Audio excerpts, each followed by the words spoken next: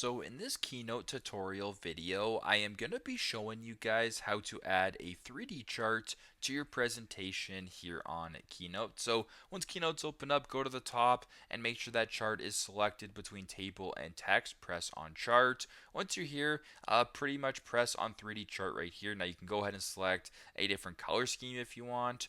You can go ahead and kind of scroll through these this way. So if you wanted to go ahead and add this 3D chart right here, you can do that. You can also move it around. Do what you got to do.